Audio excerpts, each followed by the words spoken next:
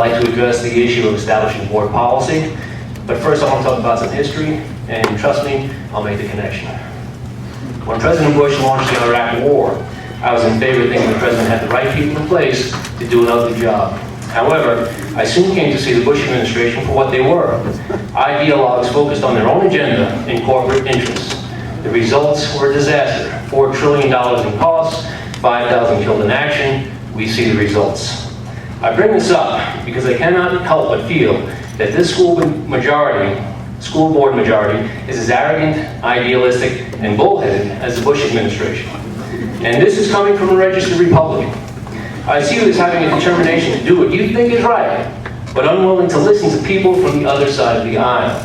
Veteran teachers are not your enemy. JCEA is not trying to undermine what's going on in the classroom for the sake of paychecks. We do need to improve our schools, but we don't need to do major surgery on them. And charter schools are definitely not the answer. And yet, all of your actions so far since taking office have only fostered a confrontational environment where your erroneous, not-so-veiled agenda supersedes all. I urge you to take a step back and evaluate all board policies and how they impact the chances of success for all 85,000 of our students. To blindly roll forward with a preconceived plan based on political idealism far removed from what the boots on the ground are telling you is like waging a war without really having a clue how to win it. We're the boots on the ground. We'd like you to hear us. Thank you. Thank you.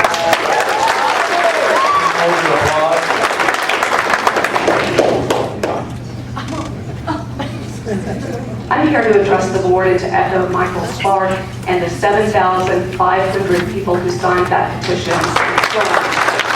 about the way that this board conducts its business, about the way that the selection of a superintendent finalist was made. And I am especially concerned that there are two members of this board who often do not seem to understand the business that the board brings before the public. I am especially concerned as well that Ms. Williams has used her own private social media accounts to violate board policy, not only once, but twice. She has not actually kept herself in a nonpartisan manner as a board member. Ms. Williams, you represent my district of Jefferson County, but you do not represent me. And you do not represent me in this room. I am very confused as to why you sent out emails to a very private listserv. I'm a registered Republican. I have been a registered unaffiliated voter. I am a registered voter in Jefferson County, a parent, a teacher, and a community member. I didn't get this email that went out yesterday asking me to sign up to represent the reformist voice on this school board. That to me sounds very partisan.